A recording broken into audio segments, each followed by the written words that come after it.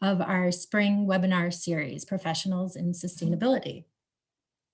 I'm Kathy Lang, and I work at SUNY ESF in the Open Academy, which is an academic unit at the college targeting students of all ages, from ESF in the high school to professional development. We reach students within and beyond the college setting through programs including summer semester and the New York State Green Building Conference, which is also happening right now.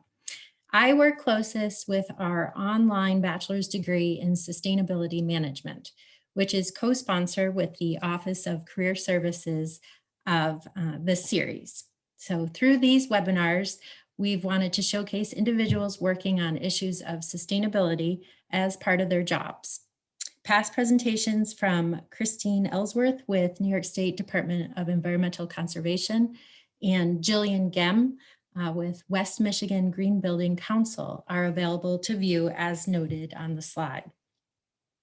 As well, I've included my email here if you have any suggestions for future presenters. We do hope to continue this series for coming semesters. So John Turbeville, Director of Career Services, who I believe logged in, is our co-sponsor, and he'll be moderating questions through the chat and at the end of today's presentation. So feel free to type in questions you might have as we go. And that said, I am so happy to welcome today's presenter to ESF, my dear friend and a professional in sustainability, Hannah Sanger. Hannah works as the City of Pocatello, Idaho's Science and Environmental Administrator. She has traveled throughout the US and abroad and has earned master's degrees in both resource policy and behavior and curriculum development from the University of Michigan, as well as her bachelor's degree from nearby Colgate University in neuroscience. Hannah will share with us today about her work managing environmental issues facing the city of Pocatello. Thank you, Hannah, for being here with us. Thank you, Kathy. This is wonderful to be here, and I'll just take a minute and get my, whoops, hold on.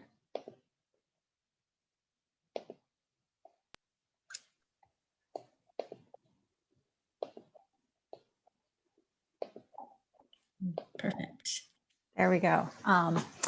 This has been a treat to be here, and thanks for that great introduction. I have had a lot of fun thinking about my path to where I'm at and how I think about sustainability in my current job. So as Kathy said, I work for the City of Pocatello, their Science and Environment Administrator. And so since you're all generally out in upstate New York, a little primer on Idaho. When I moved here, I looked up Iowa and Idaho.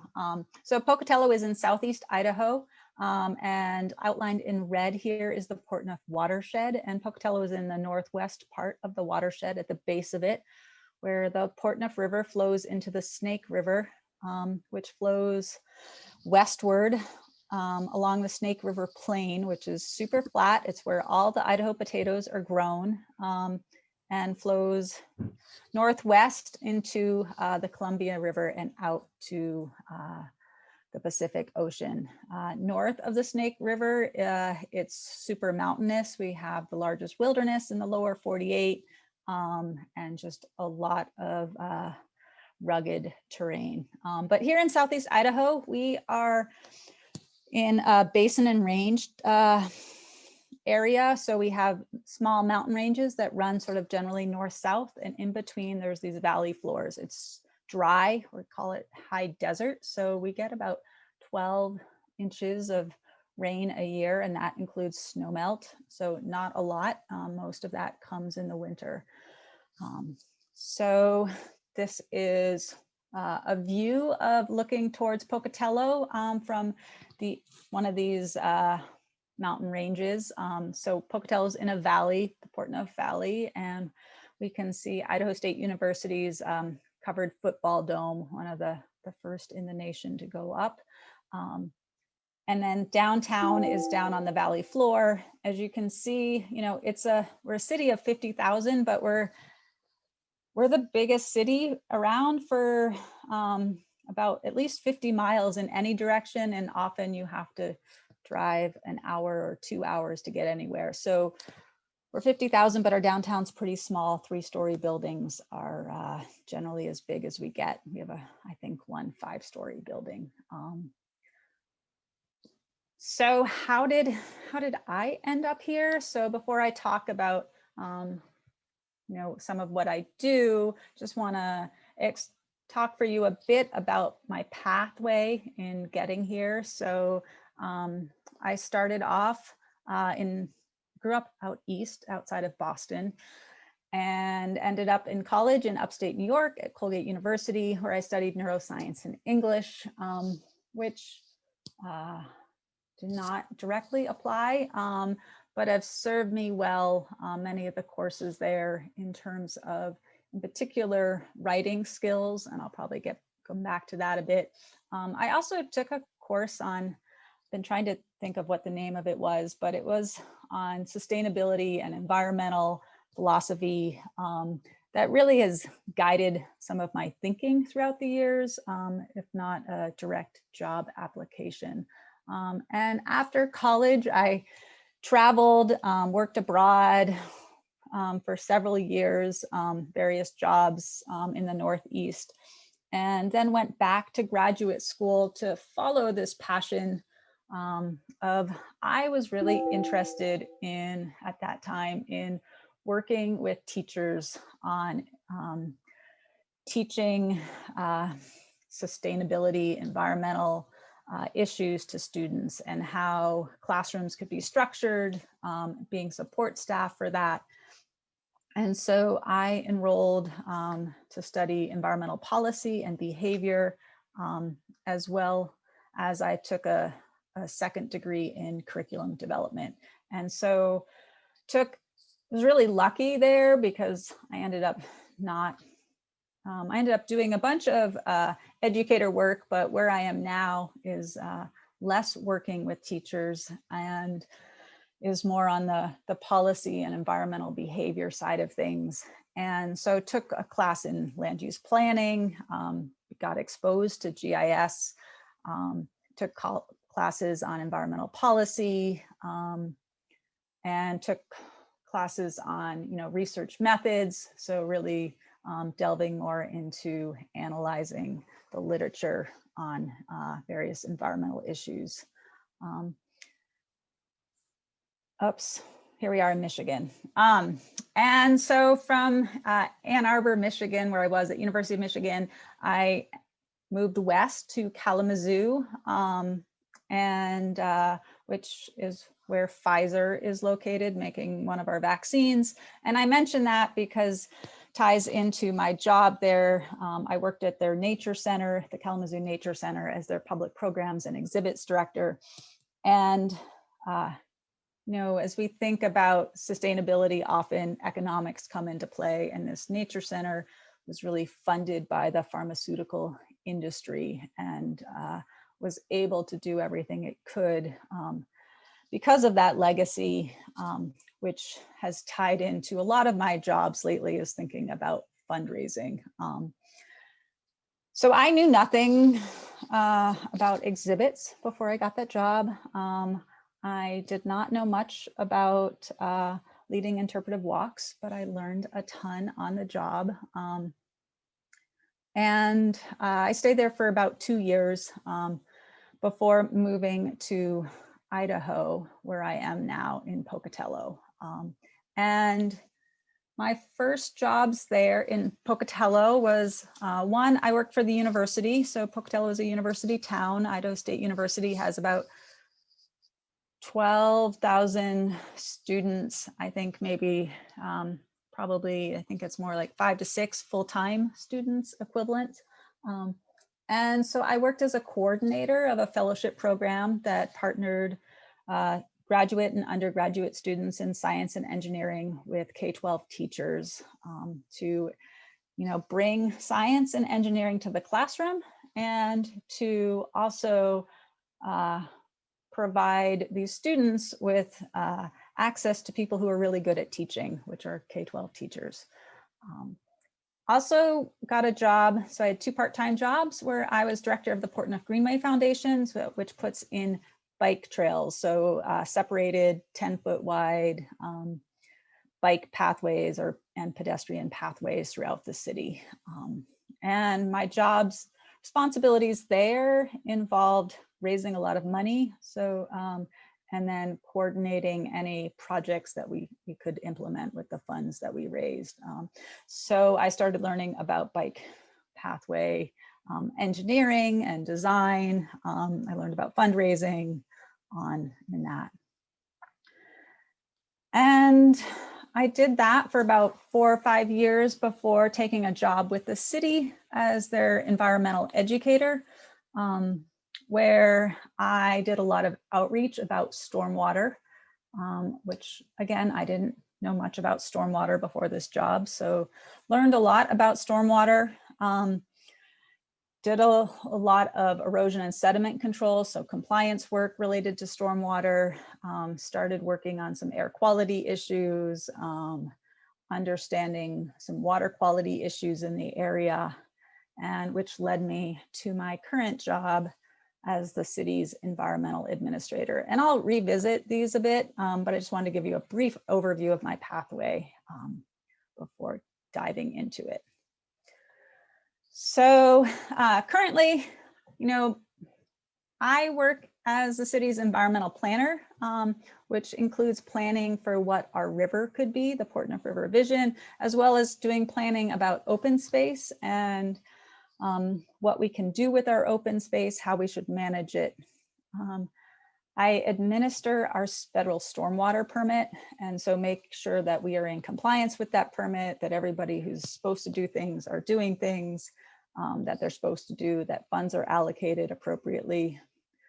I also work as a project manager. So if there's we get grant funds to implement a project on the river or in our open spaces, I will often manage that project. Sometimes the engineering department will take that over, but for the smaller projects, myself or my staff will manage the project, write the grant, hire the contractor, etc. And then serve a bit as a technician with GIS, any of the Adobe software programs, doing some data analysis and doing compliance work. So with that, the things that I work on the most is really developing partnerships.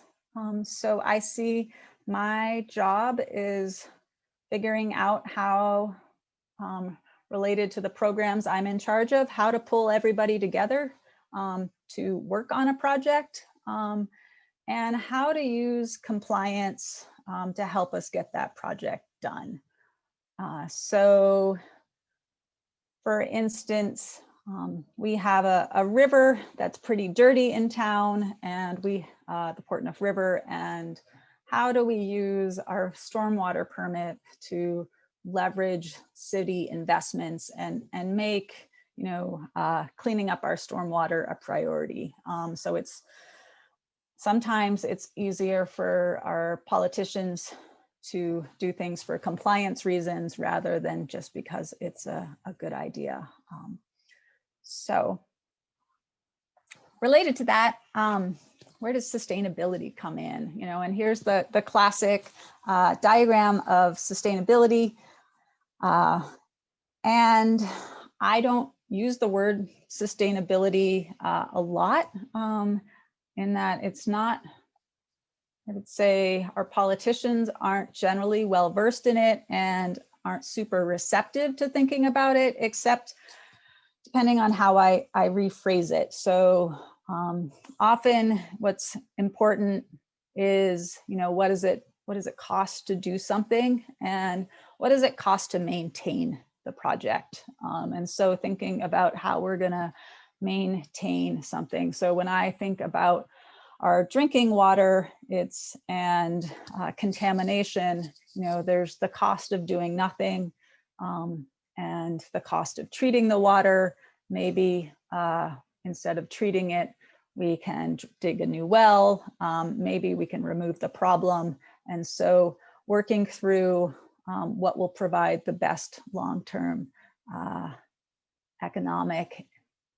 what would be in the best long-term economic interest of the city. And then I am the city's advocate for environmental protection. So that becomes, that's sort of my role, is to always advocate for that, and to sort of become versed in the world of the economics of a project, and first in, trying to understand, if we do a project in this neighborhood versus that neighborhood, who does it impact? And is that equitable? What is the community benefit of a project? So those are the tools we use, and often it also comes back to compliance. So leveraging, ADA regulations to help us build sidewalks where we want sidewalks, because it would help more people walk places, which would reduce, CO2 emissions, and would help us with some of our economic goals as a city. And so just trying to pull those pieces together is a lot of what I'm doing. And so learning about these various other programs, even though sort of my role is always to advocate for the environmental protection, becoming well-versed in the economics and social aspects of a project have become really important. I generally am focused in the world of water.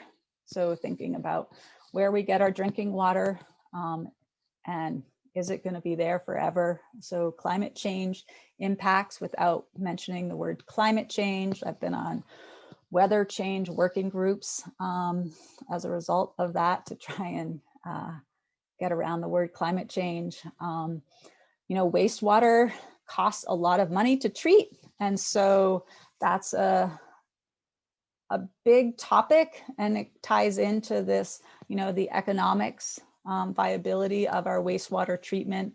And so we're always, some of the best solutions, are good for the planet and really good for our pocketbook. And then the same thing with stormwater, is really starting to tie stormwater improvements to economic development, and having cleaner water and a river where we can play in, and as opposed to a mindset where the cheapest alternative and the desired alternative is just to sort of flush it away. So with that, I just want to introduce you quickly to Pocatello. A couple rebel Top Gun pilots. So a few years ago, I worked with students from Utah State University to who were a landscape architecture class, and they were in northern Utah, and we invited them to come up to Pocatello, and this is their sort of them driving or droning their way north into Pocatello. One, they wanted to film it and show what they saw, and two, they created a vision for us of what our river would be like if we revitalized it. So this is entirely their project, so I had no influence on it, but I think it gives you a nice feeling of the landscape here, the rural nature. So now you are looking north into the city, and the video will just take you through various parts. The rail yard is central to Pocatello. How Pocatello came to be just as a rail yard town.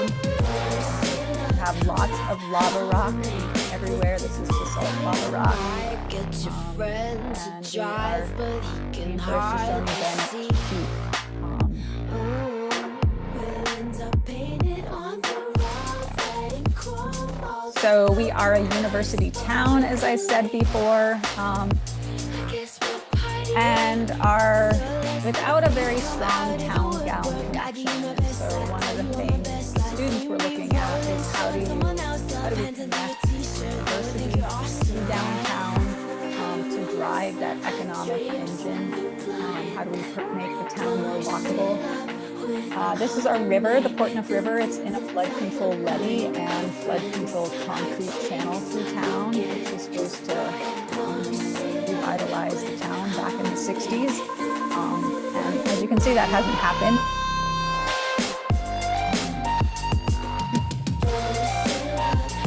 So we do have a cool historic bus depot. And so our bridges are really nice for cars, but less friendly for pedestrians. Our parks are adjacent to the river, but fenced off from them. And then we have a tremendous amount of public open space adjacent to the city, which is probably one of Pocatello's biggest assets, is this trail system.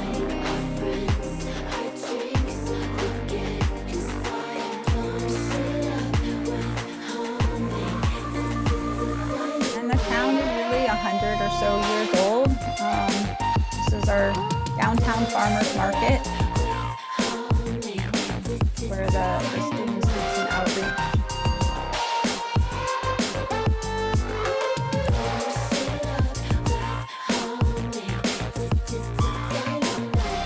Again, you can see that Idaho State University arena, football arena, and looking out now towards the Snake River Plain.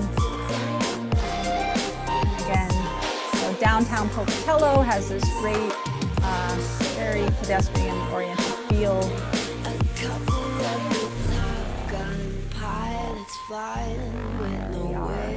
So with that, just a couple projects and what I do and my thinking on them. So one of the things we were interested in working on a few years ago was the road, Martin Luther King Ave, that runs through Idaho State University, and people drove too fast. Not many people drove on the road really overall, but it was essentially would support 4 lanes of traffic. We worked to change it to this, which was a huge improvement. So it involved, my role was, I really wanted a demonstration of some stormwater treatment. And we brought in the transit folks to think about improvements for buses, and the university really wanted wider sidewalks for their students. We wanted to prevent students from walking across the street. We wanted to provide a safer space for bikes. We wanted to slow down cars. And it took us many years, including, me sitting in the office with our city lawyer and him saying, well, Hannah, I get that, but what if you have a blind person and they fall into the swale? And I said, okay, well, that's why they have their cane. And so, just a lot of resistance to it, of just thinking that essentially this was good enough. And now we have, this image comes from Idaho State University's promotions of their college and seen as an asset. And so really, everybody's really excited about this project and what it means for Pocatello and how it makes us look, and hoping we can expand this elsewhere. In general, in order to do this project, I got really well versed on stormwater swales. So a lot of my work involved understanding. Our engineering staff didn't have a lot of expertise in stormwater swale design. We didn't have the money to hire a consultant. So doing research into stormwater swales, how they would work, what was a good design that supported maintenance, that would be cost effective to maintain, figuring out who would do the maintenance. Would it be the city? Would it be Idaho State University? So thinking about the economics of it finding the grant money to do the project. So writing the grant, getting the city to support that, thinking about the benefits. So what are the environmental benefits of it? So which we haven't quantified. So that's one of the places where we've just made assumptions and haven't done our homework of saying, okay, we are removing this much water and this many more people are biking as a result. And this many more people are walking this instead of driving up and down this pathway. And so that's generally what I was engaged in. It was probably a 15-year process with other folks starting it before me. In order to overcome internal resistance, we really had to do a traffic study and look at pedestrian safety, and that became key to getting it done. We had to figure out which regulations apply and which don't. Can the fire department require certain things, or do they not have the authority? Who gets to make the decisions, and who do you just have to listen to complain? And then building up trust between all of the partners. And so just holding a lot of meetings and finally, of course, finding the money. And a lot of players involved in this as in terms of thinking, how do we make this work for Pocatello? And really, we sold it as a demonstration project, and it's been super successful. So, and one of the keys to that, and I'm just going to quickly touch on, was actually pulling in landscape architects, and a skill set was of how do you showcase the skill of not just being able to write well, but being able to show what you want. And so I spend a lot of time now working with landscape architects. So secondly, a second one I'm going to go through quickly is we have a river that runs through town. And as I said, it's in concrete and levees and looks like this. And we have stormwater that looks like this. And we have ag runoff in Marsh Creek that looks like that. And so how do we make that nice? And so one of the big questions early on, people said, hey, Hannah, you want a nice river, but the community doesn't. They'd like the flood control. And so we did a partnership to figure that out.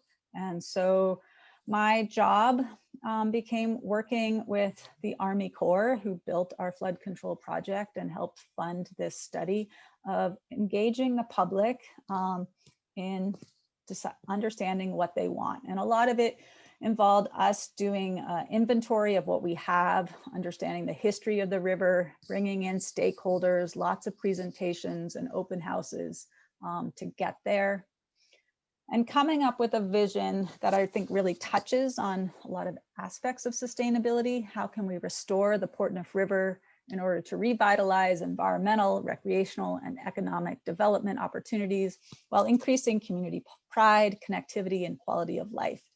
And so you can see some of the images that we use to engage community members in thinking about what the river could be. And because we're going to have to maintain this concrete structure. And so when it fails, what do we want to replace it with? Does it make sense to replace it with another concrete structure? And so lots of imagine images of what the river could be.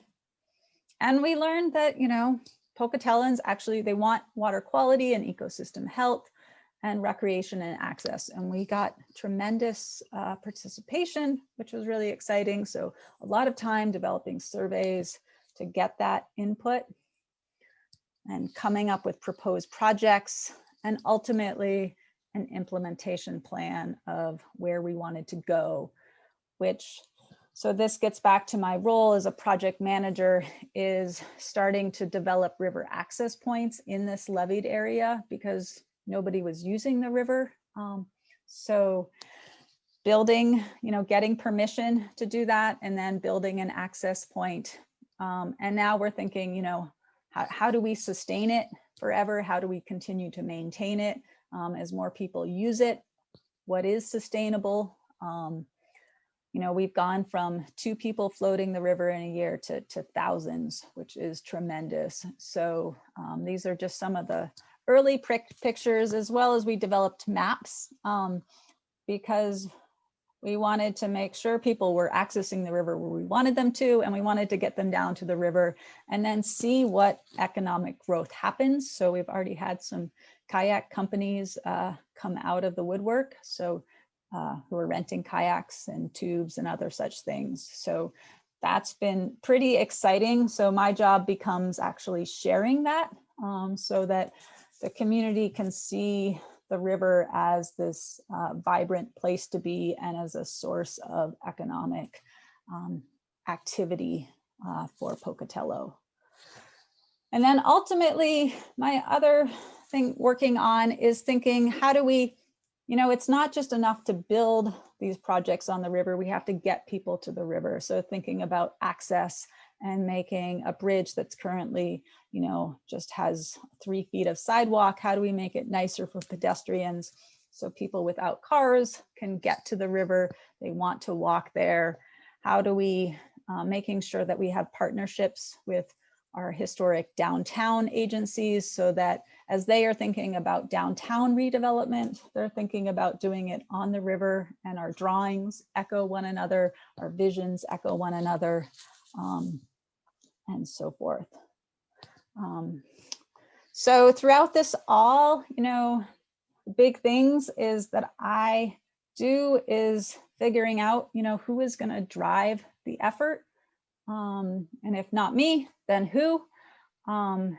And having lots of meaningful engagements between everybody, figuring out what resources we can leverage to make these projects possible, working from, you know, generally no money as a starting spot, understanding that it might be 5 years, it might be 10 years, and really, again, looking at, you know, the fundraising aspects of this.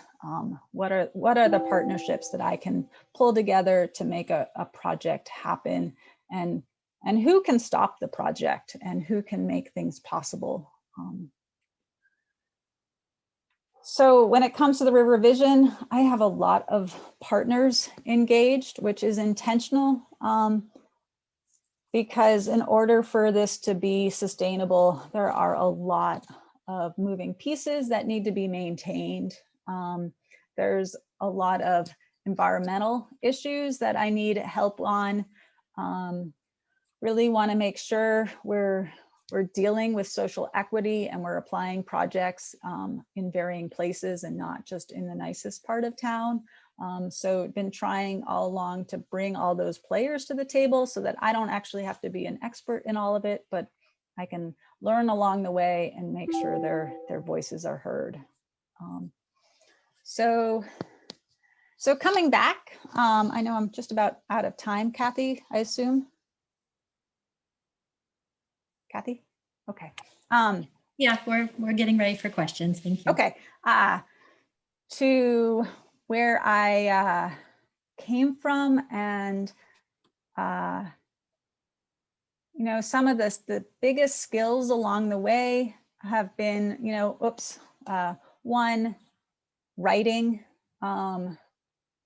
My neuroscience background, you know, I don't use except for that ability to understand science and look at the data, read the methods part of an article. And in graduate school, those courses that really forced me to go across boundaries. I took courses on program evaluation in the School of Social Work, but also working with landscape architects and doing public policy really have tied into thinking about how to make a project happen and how to make it last. And so that if I develop a plan, the plan doesn't just sit on the shelf.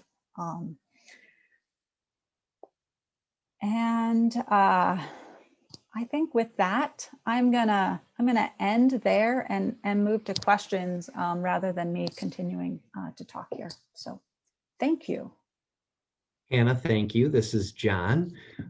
We appreciate your being with us and want to open things up for questions, and certainly really enjoyed the different graphics as they absolutely helped tell your story, especially the use of very modern drone medium. So something that we're seeing more and more of in other places. So is anyone in the group have a question for Hannah? You can either type it in the chat, or if you'd like to just unmute yourself. I think we've got ourselves organized so that we can do it that way.